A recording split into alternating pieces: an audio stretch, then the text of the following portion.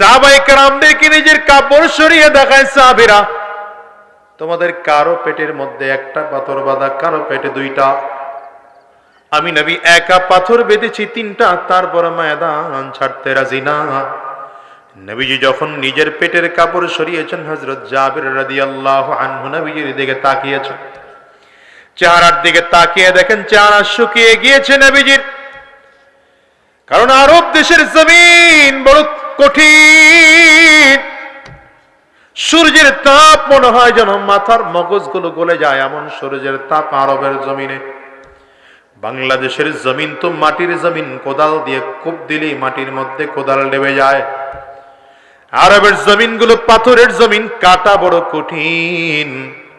এই জমিনের মধ্যে সাহাবায়ে কেরাম কাজ করতেছেন, প্রত্যেকজন সাহাবের চেহারা শুকিয়ে গিয়েছে, ক্ষুধার যন্ত্রণা, তারপরে ময়দান ছাড়ে না।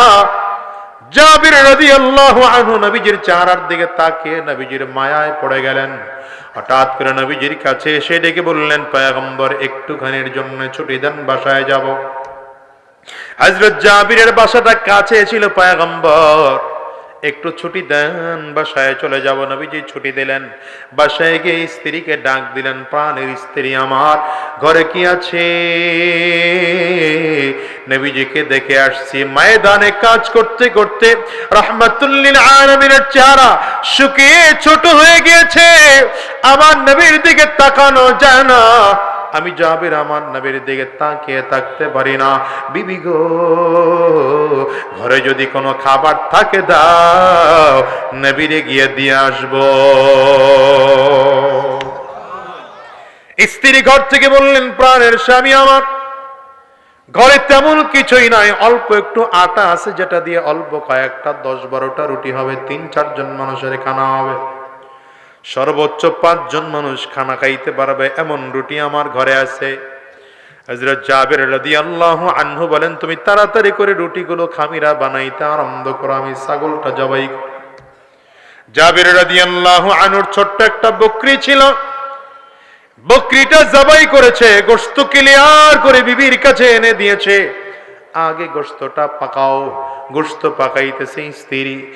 জাবির রাদিয়াল্লাহু আনহু রাহমাতুল লিল আলামিনের কাছে চলে গেলেন, পয়গম্বর আমার বাড়িতে ছোট্ট একটা বকরি জবাই করেছি, 3-4 জন মানুষ খানা খাইতে পারে এমন রুটি আমার ঘরে আছে, আপনি কয়েকজন সাহাবী লইয়া গোপনে গোপনে আমার বাড়িতে চলেন, আপনার ক্ষুধার সহ্য হয় না।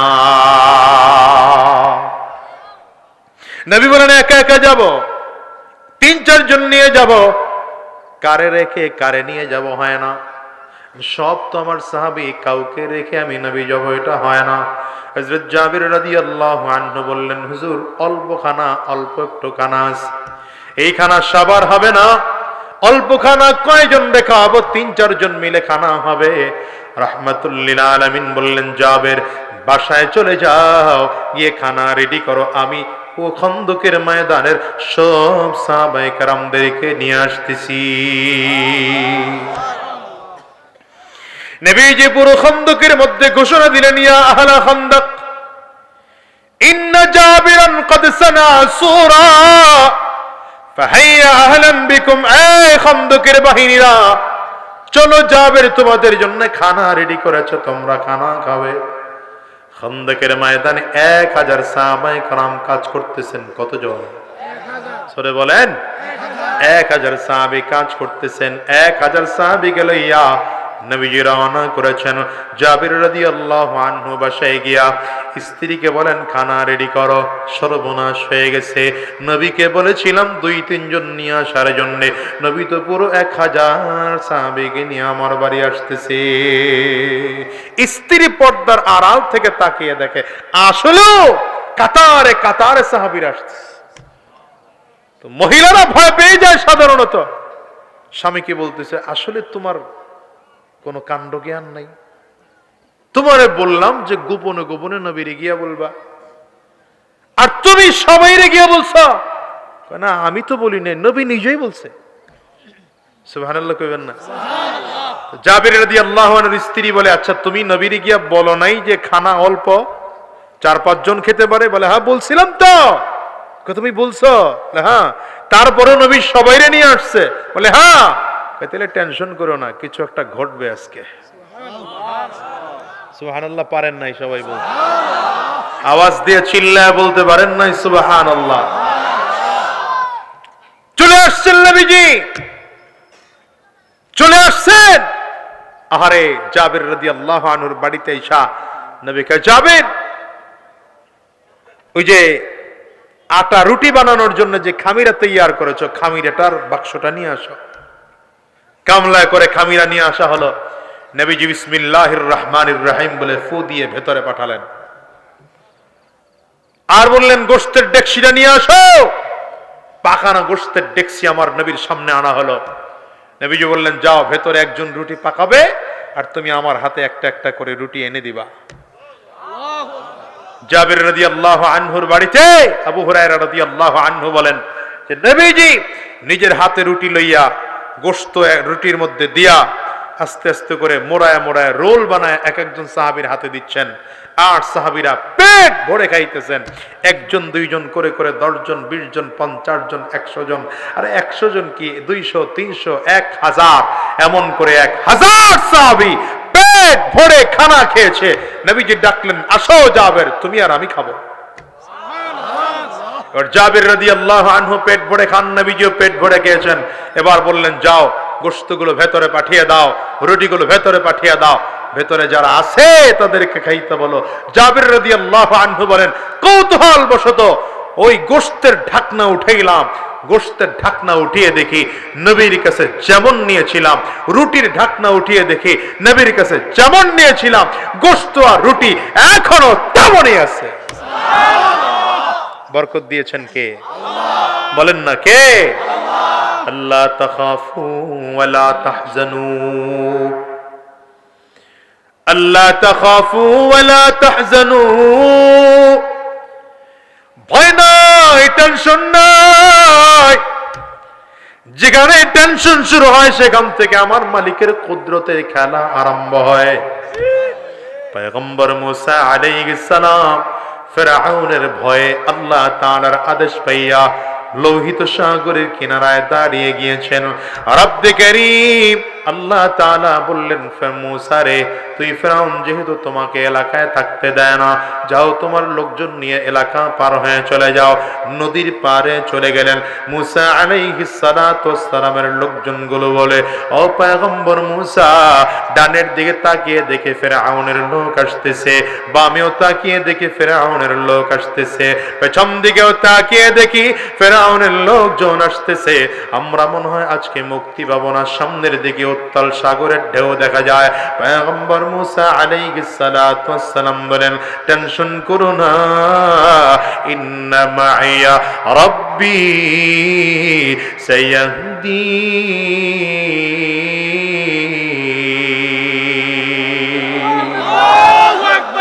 আমার সাথে আমার আল্লাহ আছেন। বলেন কে আছেন? আঙ্গুরটা আমার সাথে আমার আল্লাহ আছেন, আল্লাহ রাস্তা দেখায় দিবেন। পয়গম্বর মুসা আলাইহিস সালাতু ওয়াস সালাম বলতে দেরি হয়, আল্লাহ তাআলা রাস্তা তৈয়ার করে দিলেন। একটা দুইটা রাস্তা নয়, লাঠি দিয়ে বাড়ি দেওয়ার সাথে সাথে 12টা কার্পেটিং রাস্তা তৈরি হয়ে যায়। কতগুলো রাস্তা? 12টা রাস্তা দিয়ে পয়গম্বর মুসা আলাইহিস সালাম তার দলবল নিয়ে আস্তে আস্তে করে নামতেছেন। নদীর মাঝখানে চলে গেলেন। ফিরআউনের লোকজনগুলো এই পার দিয়ে নামতেছে। মুসা আলাইহিস সালাম নদীর ওই পারে চলে গেলেন। ফিরআউনের লোকজনগুলো তখন নদীর মাঝখানে। আল্লাহ ডাক দিলেন, পানি রে, আমি আল্লাহ কিছুক্ষণের জন্য তোর ক্ষমতা হরণ করে দিয়েছিলাম, আবার তোর ক্ষমতা তোকে ফেরত দিলাম। যা তোর কাজ তুই আরম্ভ করে দে। পানি তার ক্ষমতা পাইয়া ফিরআউনেরকে ঢেউয়ের মধ্যে চুবাইতে আরম্ভ করেছে। একবার উপরের দিকে নেয়, আবার নিচের দিকে নেয়, আবার উপরের দিকে নেয়, আবার নিচের দিকে নেয়। হঠাৎ করে ফিরআউন বলে, আমানতু বিরাব্বি মুসা ওয়া হারুন। এখনো নিজের আল্লাহ স্বীকার করে না, এখনো বলে মুসা আর হারুনের আল্লাহর উপরে ঈমান আনলাম। আল্লাহ তাআলা বলেন, আল আনা ওয়া ক্বাদ আসাইতা মিন ক্বাবল ওয়া কুনতা মিনাল মুফসিদিন। সারাটা জীবন অন্যায় করেছো, সারাটা জীবন ফিতনা ফাসাদ করেছো, সারাটা জীবন আলেমদের বিরোধিতা করেছো, আলেমদেরকে জোরে ধরে ধরে জেলের মধ্যে পড়েছো। এখন আমি আল্লাহর উপর ঈমান আনতে চাও, এই ঈমান আমি আল্লাহর কাছে গ্রহণযোগ্য হবে না। ও দুনিয়ার মুসলমানেরা, ফেরাউন যখন এমন করে চিৎকার করে, আল্লাহ তাআলা ডেকে বললেন, জিবরাইল, এই ফেরাউন যেন সামনে কথা না বলতে পারে, মুখটা বন্ধ করে দাও। নিচের থেকে কতগুলো কাদা উঠাইয়া ফেরাউনের মুখের মধ্যে মেরে দেওয়া হলো।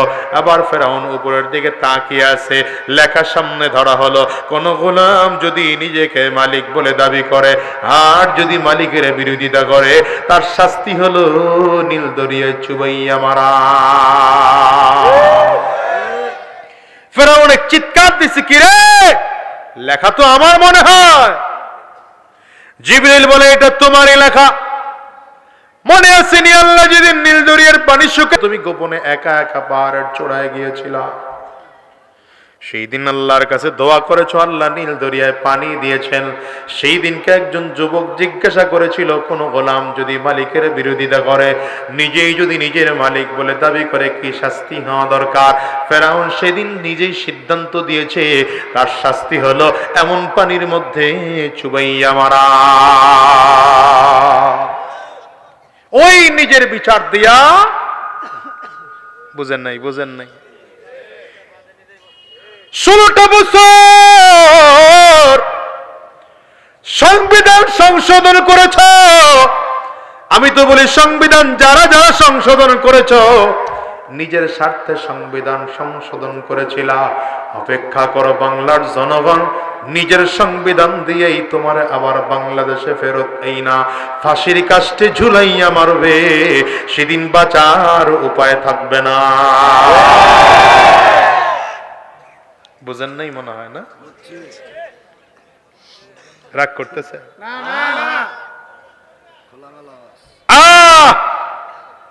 ফিরআউন আল্লাহ চুবায় মারছেন। 40 দিন পানির মধ্যে ছিল, 40 দিন। কতদিন বলেন না, কতদিন?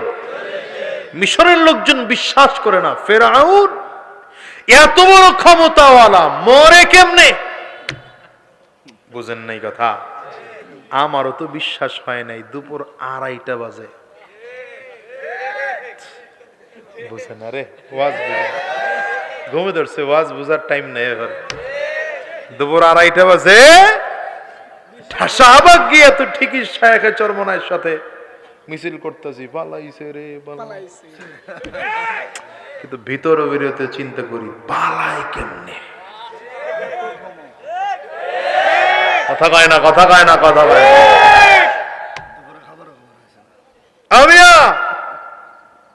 আল্লাহ পানিরে ডাক দেয়, পানি তোর মধ্যে 40 দিন আছে। ফেরাউন মরছে, বিশ্বাস করে না, বের কর। পানি ঢের মাধ্যমে আনতে আনতে চরের মধ্যে নিয়ে আসছে। লাশ যখন চরের মধ্যে ফেলেছে, মিশরের লোকজন নিজের চোখে দেখে বিশ্বাস করেছে না, আসলেই ফেরাউন মরছে। ভিডিও দেখে বিশ্বাস করছো, এর আগে তো বিশ্বাস করো না।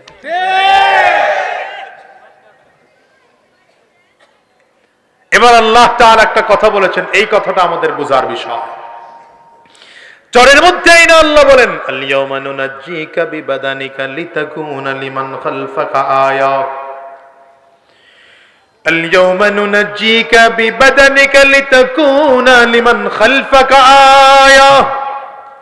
ফেরাউন, আমি তোর লাশটাকে হেফাজত করে রাখলাম, তোর লাশটাকে আমি আল্লাহ নষ্ট হতে দেব না, পানিতে খাইতে দেব না, আগুনে জ্বলতে দেব না। তোর লাশটাকে আমি আল্লাহ তাআলা নিরাপদ রাখলাম, কিয়ামত পর্যন্ত তোর লাশ মমি করা লাগবে না, এরপরে নিরাপদ থাকবে। চামড়া আর গোশতগুলো হাড্ডির সাথে লেগে যখন শুকিয়ে কাঠ হয়ে যাবে, তুই লম্বা হয়ে শুয়ে থাকবি, আর কিয়ামত পর্যন্ত মানুষ তোকে দেখে দেখে দেখে দেখে শিক্ষা গ্রহণ করবে। ফেরাউনের মতো যদি কেউ জালেম হয়, ফেরাউনের মতো কেউ যদি স্বৈরাচার হয়, ফেরাউনের মতো যদি কেউ অত্যাচার হয়, তার পরিণতি ভালো হয় না, পরিণতি খারাপ হয়। আর যদি এর বড় বিশ্বাস না হয়, খেয়াল করে দেখো কোরআনের বিরোধিতা যারা যারা করেছে 2024 সালে দুপুরের খানা পাকানো ছিল না খাইয়েই পালানো লাগছে। হাত উঁচা করে চিল্লা বলো, হাত উঁচা করে চিল্লা বলো, ঠিক কেনা? এই ক্ষমতা কার? আঙ্গুলটা উঁচা করে চিল্লা বলো কার? আমরা হুজুররা কোনোদিন পালাই নাই, পালাবো না ইনশাআল্লাহ। জোরে জোরে জোরে জোরে, কারণ আমরা পালানোর ভয় পাই না। আমরা জানি মরলে শহীদ হওয়া যায়, বাঁচলে গাজী হওয়া যায়। যারা জীবনের মায়ার জন্য এত কিছু করে, ক্ষমতা দিন শেষ হয়ে গেল, এমন করে পালানো শুরু করেছে, একটা একটা করে পালায় আর কট খায়া যায়। ঠিক না? ঠিক না? ইন্নাল্লাযীনা ক্বালু রাব্বুনাল্লাহ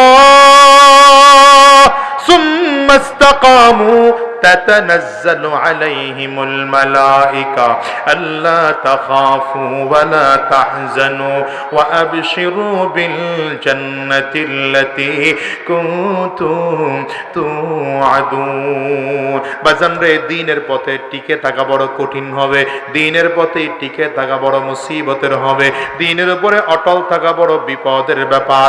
নবী আলাইহিস সালাতু ওয়াস সালাম এই দ্বীনের জন্য রক্ত ঝরিয়েছেন, এই দিনের জন্য আমার নবী দন্দন মুবারক শহীদ করেছেন, এই দিনের জন্য রাহমাতুল লিল আলামিনের লোহার টুপি ভেঙে মাথার খুলির মধ্যে ঢুকে গিয়েছিল। এই দিনের জন্য সাহাবায়ে কেরাম জীবন দিয়েছেন, এই দিনের জন্য সাহাবায়ে কেরাম রক্ত দিয়েছেন, দিনের জন্য কত কষ্ট করেছেন সাহাবায়ে কেরাম। উহুদের ময়দানে বীর বিক্রমে যুদ্ধ করতেছেন আমার নবী। হঠাৎ করে কাফিররা আমার নবীকে টার্গেট করে করে করে করে বারবার তীর মারতেছেন। তীরের এত আঘাত, তীরের আঘাতের কারণে একটা তীর এসে আমার নবীর লোহার টুপির উপরে লেগে যায়, লোহার টুকরা ভেঙে লোহার টুকরাটা আমার নবীর মাথার খুলির মধ্যে ঢুকে গিয়েছে। রাহমাতুল লিল আলামিনের মাথার খুলির মধ্যে যখন লোহার টুকরাটা ঢুকে গেল, রাহমাতুল লিল আলামিনের চোখ দিয়ে গাল বেয়ে বেয়ে বেয়ে বেয়ে রক্তগুলো টপ টপ টপ টপ করে পড়তেছে। আমার নবী রাহমাতুল লিল আলামিন নিজের হাতটা চেহারার মধ্যে দিলেন, হাত চেহারার মধ্যে দিলে তাকিয়ে দেখলেন হাতটা রক্তে ভরে গিয়েছে। আমার নবী জীবনে কোনোদিন বদদুয়া দেন নাই, সেই নবীর জবান থেকে আজ বের হয়ে গেল, কাইফা ইউফলিহু কওমুন দাম্মা ওয়াজহা নবিয়্যিল্লাহ। আরে সেই জাতি কেমন করে সফল কাম হবে, যেই জাতি নিজের চেহারা থেকে রক্ত ঝরায়, ওই জাতি কোনোদিন সফল কাম হতে পারে না। রব্বে কারীম ডাকবে, হাবিব আপনার কি বড় কষ্ট হয়, আপনার চেহারা থেকে রক্ত ঝরেছে। রাহমাতুল লিল আলামিন ডেকে ডেকে বলেন, মালিক না না, আপনার দ্বীনের জন্য রক্ত ঝরাইতে আমার বড় ভালো লাগে, আমার দ্বীনের জন্য রক্ত ঝরাইতে মোটেও খারাপ লাগে না। তায়েফের জমিনে গিয়েছি, মার খেয়েছি, নবীজি বলেন তারপরে বদদুয়া করি নাই। ও মিয়া, রাহমাতুল লিল আলামিন যখন তায়েফের জমিনে গেলেন, আমার নবীর কোনো অপরাধ ছিল না। তায়েফের কাফির মুশরিকেরা আমার নবীকে লক্ষ্য করে করে ওই রাবারের গুলিগুলো লইয়া, ছোট ছোট পাথরগুলো আমার নবীর গায়ে এত জোরে জোরে মারে, রাহমাতুল লিল আলামিনের চামড়া ছিদ্র হইয়া গোশতের মধ্যে পাথরের টুকরাগুলো ঢুকে যায়। ওরে মুসলমান, যেই জায়গা থেকে পাথর ফেলানো হয়েছিল এবারও গিয়ে সেই জায়গা দেখে আসছে। যেই সমস্ত জায়গা আমার নবীর রক্ত ঝরেছে, ওই জায়গাগুলো এখনো ফসল হয় না, ঘাস হয় না, কোন গাছ লাগাইলে গাছও হয় না। কাফিররা আমার নবীকে 1 কিলোমিটার মতো জায়গা, পুরো জায়গাটা ধরে আমার নবীকে বারবার করে পাথর মারে। পাথর মারতে মারতে মারতে বেহুশ বানিয়ে রাহমাতুল লিল আলামিনকে জমিনে ফেলে রাখছে। নবীজির আবার হুশ ফিরে আসছে, কাফিররা আবারও মারতে আরম্ভ করেছে। দ্বিতীয়বারে বেহুশ রাহমাতুল লিল আলামিন যখন আবার হুশ ফিরে আসলো, কাফিররা আবারও আমার নবীকে পাথর মারতে আরম্ভ করেছে। এবার আমার নবী তৃতীয়বারের মতো বেহুশ হয়ে গেলেন। তৃতীয়বারের মতো যখন আমার নবী বেহুশ হয়, আল্লাহর কাছে সব ফেরেশতারা গিয়ে ডাক দেয়, ওগো মালিক, তোমার কি মোটেও মায়া নাই, তোমার কি মোটেও দয়া হয় না, তোমার বন্ধুকে কাফিররা কেমন মার মারে তুমি দেখো। আল্লাহ তাআলা সাথে সাথে জিবরিলকে পাঠিয়ে দিলেন, জিবরাইল তাড়াতাড়ি করে আমার বন্ধুর কাছে চলে যাও, বন্ধুরে গিয়ে জিজ্ঞাসা করো। জিবরিল আমিন আমার নবীর কাছে চলে আসছেন। ওগো পয়গম্বর, যদি আপনি বলেন এই দুইটা পাহাড়ের চাপ দিয়ে তায়েববাসীকে জমিন থেকে বিদায় করে দেব, নবী আমার কান্না করেন আর বলেন, জিবরাইল না না, এদেরকে মারবা না, এদেরকে যদি মারো আমি নবী কার কাছে গিয়ে দ্বীনের দাওয়াত দেব, কার কাছে গিয়ে দ্বীনের দাওয়াত দেব? যায়েদ ইবনে হারেসা রাদিয়াল্লাহু আনহু বলেন, আমার নবীর দিকে তাকিয়ে দেখছি এক একটা পাথরগুলো আমার নবীর শরীরের মধ্যে ঢুকে গিয়েছে। আমি একটা একটা পাথরগুলো যখন আঙ্গুলের নখ দিয়ে সরিয়ে দিলাম, আমার নবীর শরীরটা ব্যথা, নবীজির শরীর থেকে রক্ত বেয়ে বেয়ে বেয়ে বেয়ে জমিনের মধ্যে পড়ে।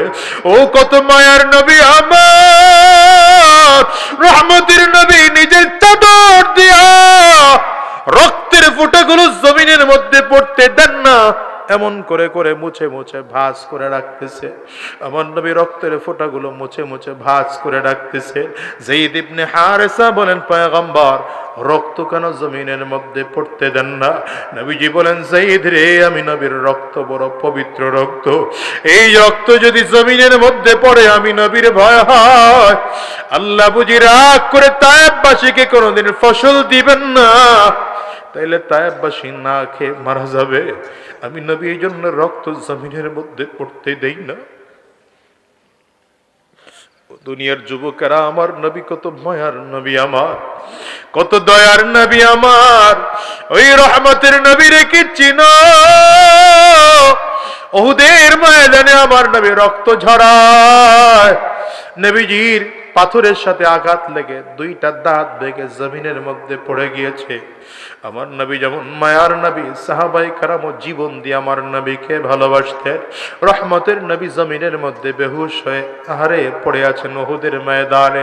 কাফিররা গোটা উহুদের প্রান্তরে ঘোষণা দেয়, কদ কুতিলা মুহাম্মদ, মুহাম্মদ জমিন থেকে বিদায় হয়ে গিয়েছে। এই সুযোগ পেয়ে কাফিররা যখন ঘোষণা দিল, সাহাবায়ে কেরাম পাগলের মতো হইয়া আমার নবীরে খুঁজতে আরম্ভ করেছে। কোথায় আমার নবী, কোথায় আমার নবী? হযরত হানজালা রাদিয়াল্লাহু আনহুকে আমার নবী যুদ্ধের ময়দানে সেদিন নেন নাই।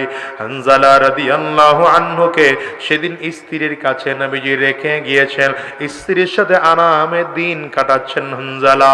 হঠাৎ করে কানের মধ্যে আওয়াজ চলে যায়, রহমাতুল লিল আলামিন আর জমিনে নাই।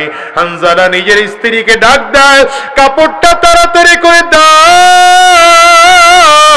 কাপড় লইয়া শরীরের মধ্যে জড়াইয়া হানজালা এক হাতে তরবারি লইয়া আরেক হাতে ঢাল নিয়া উহুদের ময়দানে দৌড়ায়। স্ত্রী পেছন দিক থেকে ডাক দেয়, কোথায় যাও? বলে, শুনেছি নবী নাকি জমিনের মধ্যে নাই। আমার নবী যদি না থাকে আমারও দুনিয়ায়, তারপরে যাও। স্বামী ডেকে বলেন, না না, গোসল করার সময় আমার হাতে নাই। নবীজি যেহেতু জমিনের মধ্যে নাই, আমি আগে যুদ্ধের ময়দানে যাব। নবীও যেহেতু নাই, আমিও জমিন থেকে বিদায় হয়ে যাব। আমার যদি গোসল করার দরকার হয়, আল্লাহর জান্নাতি পানি দিয়ে গোসল করব। বাস্তবতাও তাই হয়েছে। রাহমাতুল লিল আলামিন উহুদের যুদ্ধ যখন শেষ হয়ে গেল, সব শহীদদের লাশগুলো আমার নবী সাহাবায়ে কেরামদেরকে একত্রিত করার জন্য বললেন। ৬৯টা লাশ একত্রিত হয়েছে। রাহমাতুল লিল আলামিন বললেন, আমার আরো একজন সাহাবী আছে, খুঁজে দেখো কে শহীদ হয়েছে। কারণ আমি নবী স্বপ্ন দেখেছি ৭০টা উট কুরবানি করতেছি, তার মানে আরো একজন সাহাবী আমার শহীদ অবস্থায় আছে। এই সাহাবীরা খোঁজো। সাহাবায়ে কেরাম খুঁজতেছেন, হঠাৎ করে দেখে ময়দানের কিনারে একজন মহিলা লাল কাপড় ওড়ায় আর ডেকে বলে, নবী আমার, সব সাহাবীকেই তো গোসল ছাড়া দাফন দিবেন, আমার স্বামীকে আপনি গোসল ছাড়া দাফন দিবেন না কেন গো? কে তুমি? বলো না, তোমার পরিচয় বলো না। মহিলা ডেকে বলেন, নবী আমাকে চিনবেন না, আমি ওই যে আপনার সাহাবী হানজালা, আমি হানজালার বিবি। এর দুনিয়ার যুবক, তুমি তো ইসলামের জন্য একটা থাপ্পড় পর্যন্ত কোনোদিন খাই নাই, ইসলামের জন্য তোমার আমার একটা ফোঁটার রক্ত আজ পর্যন্ত ঝরে নাই। কেমন করে বুঝো তুমি দ্বীনের বড় দাঈ হয়ে গেলা, দ্বীনের বড় মেহনত করনেওয়ালা হয়ে গেলা? সাহাবায়ে কেরামদের জীবনীগুলো পড়ো, এই দ্বীন টিকিয়ে রাখার জন্য কত চেষ্টা করেছেন, মেহনত করেছেন, ফিকির করেছেন। ও যুবকরে, দুনিয়ার এত জীবনের মায়া করে লাভ নাই, কারণ আজ আসি আগামী কালকে দুনিয়ায় বাঁচবো এমন কোনো গ্যারান্টি নাই। আমি তো প্রায় বলি, দুনিয়া আসার সিরিয়াল আছে বাজান, যাওয়ার কিন্তু কোনো সিরিয়াল নাই। এই দুনিয়া আগে দাদা আসে, তারপরে বাবা, তারপরে সন্তান। যাওয়ার সময় এমন হয় দুনিয়ার দাদা থাকে, নাতি জমিন থেকে বিদায় হয়, বাবা দুনিয়া থাকে, সন্তান জমিন থেকে বিদায় হয়। বাজান এমন হয় কি হয় না? চিল্লাই একটু আওয়াজ করে বলো। এই ময়দানেও খুঁজলে পাওয়া যাবে কত মানুষ তার ঘরে মা নাই, কত মানুষ যেন আছে যাদের ঘরে বাবা নাই। আছে না নাই? চিল্লাইয়া আওয়াজ করে জোরে বলো। বাজান রে, আমি আজাদির ঘরেও তো আমার মা নাই। আমার মতো মা কে কে হারিয়েছো? হাতটা একটু উঁচা করে দেখাও। বাবা কার কার ঘরে নাই? হাতটা একটু উঁচা করে দেখান। হাতগুলো তুলে রাখেন। আমার যুবকগুলো তাকায় তাকায় দেখুক মাহারা মানুষদের চোখের পানি, বাবা হারা মানুষগুলোর চোখের পানিগুলো যুবকেরা তাকিয়ে তাকিয়ে দেখুক। হাতগুলো একটু তুলে রাখেন। এ যুবক রে, তাকিয়ে দেখ, এতগুলো মানুষ হাত তুলেছে, কারো ঘরে মা নাই, কারো ঘরে বাবা নাই, কারো ঘরে আব্বা আম্মা দুইজনের কেউ নাই। আজকে এদের মনে বড় ব্যথা, লক্ষ কোটি টাকার বিনিময়ে যদি মাকে পাওয়া যায়, তারা মাকে গ্রহণ করত, বাবাকে গ্রহণ করত। নবীজি মাঝে মাঝে মায়ের কথা স্মরণ করে কান্না করতেন, বাবার কথা স্মরণ করে মাঝে মাঝে কান্না করতেন। আরে আমার নবীর তো ঘরে মা ছিল না, বাবা ছিল না। বাজান রে, হিসাব করে দেখো, একদিন তোমাকে আমাকেও জমিন থেকে বিদায় হওয়া লাগবে। হিসাব করে দেখো, ওই অন্ধকার কবর কিন্তু বড় ভয়ঙ্কর কবর। কবর বার বার বার বার করে ডাক দেয়, আনা বাইতুজ জুলমা, আনা বাইতুল ওয়াহদা, আনা বাইতুত তুরাব। আমি বড় একাকির ঘর, আমি বড় অন্ধকার ঘর। আমার কাছে সাথী বাতি দুনিয়ার কোনো কিছুই নাই। আমি শুধু চিনি আমল। ভালো আমল করে যদি আসতে পারো, আমি কবর ভালো আচরণ করব। আর যদি ভালো আমল করে আসতে না পারো, এ কপাল পোড়া, আমার ডানেও মাটি, বামেও মাটি, সামনেও মাটি, পেছনেও মাটি। আমি দুই দিকের মাটিগুলো একত্রিত হইয়া এত জোরে চাপ মারবো, একটা পাজরের হাড় কিন্তু আরেক পাজরায় নিয়ে পৌঁছাইয়ে দেব। এই দুনিয়ার যুবকেরা, কয়দিন বলো দুনিয়ায় বাঁচবা? আজ আসি আগামী কালকে বাঁচবো এমন কোনো গ্যারান্টি নাই। চোখের সামনে তাকিয়ে দেখো, কত মানুষ রোড অ্যাক্সিডেন্ট করে মারা যায়, কত মানুষ মোটর সাইকেলে অ্যাক্সিডেন্ট করে মারা যায়, কত মানুষ ট্রাকের চাপায় পড়ে মারা যায়, কত মানুষ লঞ্চে ডুবে মারা যায়, কত মানুষ পানির মধ্যে ডুবে গিয়ে মারা যায়। তোমার আমার মরণটাও যে কোনো সময় হতে পারে কি পারে না? চিল্লায় বলো। যদি ব্যাপারটা এমনই হয়, আজকের ময়দান থেকে ওয়াদা করে বের হও। কতদিন বেঁচে থাকবো জানি না, তবে যেই কয়টা দিন জমিনের মধ্যে বেঁচে থাকবো, বাকি জিন্দেগি কোরআনের পক্ষে কাটাবো, ইসলামের পথে থাকবো, দ্বীনের পথে থাকবো, উলামায়ে কেরামদের পথে থাকবো। হারাম রাস্তায় কদম বাড়াবো না। জীবন যদি চলেও যায়, কোরআন ছাড়বো না। তো আর কারা কারা দুইটা হাত উঁচা করে আল্লাহরে দেখাও, চিৎকার করে আওয়াজ দিয়া ডাক দাও আল্লাহ। চোখের পানিটা ফেলে আওয়াজ দিয়া চিল্লা জোরে ডাক দাও না আল্লাহ। ওগো দয়ার মালিক, যতগুলো গোলাম আমরা দুইটা হাত উঁচু করলাম, ওয়াদা করলাম আর হারাম রাস্তায় চলবো না, শয়তানি রাস্তায় চলবো না, হারাম রাস্তায় কদম বাড়াবো না। আয় আল্লাহ, কোরআনের পথে থাকবো, দ্বীনের পথে থাকব। রক্ত দেওয়ার দরকার হলে রক্ত দেব, জীবন দেওয়ার দরকার হলে জীবনটাও দেব। আল্লাহ তুমি কবুল করে নাও, কবুল করে নাও, কবুল করে নাও। চিৎকার করে বলো আমিন। আওয়াজ দিয়া চিল্লাইয়া জবান খুলে বলো আল্লাহুম্মা আমিন। আমার ভাইয়েরা, রাত প্রায় 1:30টার কাছাকাছি বেজে গেছে। আমি আর লম্বা সময় আপনাদের নিতে চাচ্ছি না, আপনাদেরকেও বিরক্ত করতে যাচ্ছি না। যে কথা বুঝাতে চেয়েছিলাম, 2টা গুণ অর্জন করব, পুরস্কার পাবো 2টা। 1 নম্বর গুণ আল্লাহকে রব বলে স্বীকার করা, মনে আছে তো? বলেন 1 নম্বর গুণ কি? 2য় নম্বর গুণ আল্লাহকে যে রব বলে স্বীকার করেছি, এই কথার উপরে অটল অবিচল থাকা। এই 2 গুণ অর্জন করতে পারলে পুরস্কারও পাবো 2টা। 1 নম্বর দুনিয়াতে, কবরে, হাসরে, মিজানে, পুলসেরাতে কোনো ভয়, টেনশন, পেরেশানি নাই। 2য় নম্বর হলো মৃত্যুর সাথে সাথে জান্নাত পাওয়া যাবে। আমার পরে আর কোন আলোচনা আছেন না ইনশাআল্লাহ? হ্যাঁ, হুজুর আসছেন। আমার ভাইয়েরা, সুতরাং যতটুকু কথা বলেছি, আল্লাহ তাআলা এই কথাগুলোর উপরে আমাকে, আমাদের সকলকে আমল করার তৌফিক দান করুন। আমার জন্য দোয়া চাই, আপনাদের জন্য দোয়া করি। এই উঠেন না কেউ, মাহফিল আছে, মাহফিল চলবে ইনশাআল্লাহ। আপনারা হযরত উলামায়ে কেরাম, এখন কি আলোচনা কে করবেন? হ্যাঁ,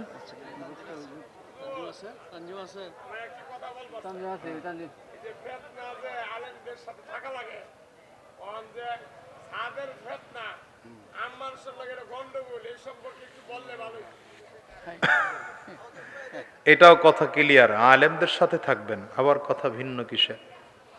মনে রাখবেন, মাওলানা ইলিয়াস সাহেব রহমতুল্লাহ আলাইহি, তাবলীগের প্রতিষ্ঠাতা, এই কথা যেহেতু আসছে বইলাই ফেলাই, তিনি আলেম ছিলেন। তিনি কি ছিলেন? আলেমদের একটা ছোট্ট দায়িত্ব আছে, এই দায়িত্বটা মনে রাখবেন। আলেমদের দায়িত্ব হচ্ছে যখন কেউ কোনো ভুল করে, আলেমরা ধরিয়ে দেয়। তো সাদ সাহেব আলেমদের নজরে, দেওবন্দি ওলামায়ে কেরামদের নজরে কিছু কিছু জায়গায় ভুল করেছেন, বাস ওইটুকু শুধরায় নিলেই তো কথা ক্লিয়ার। আল্লাহ হেফাজত করুন। সুতরাং আলেমরা এখনো হকের উপরে আছেন, আলেমদের সাথেই থাকবো ইনশাআল্লাহ। আল্লাহ আমাদের তৌফিক দান করুন। আমার পরে আলোচককে দিয়ে দেন, অথবা একজন বসেন ইনশাআল্লাহ। সবার কাছে দোয়া চাই, সবার জন্য দোয়া করি। ওমা তৌফিক ইল্লা বিল্লাহ। আসসালামু আলাইকুম ওয়া রাহমাতুল্লাহ।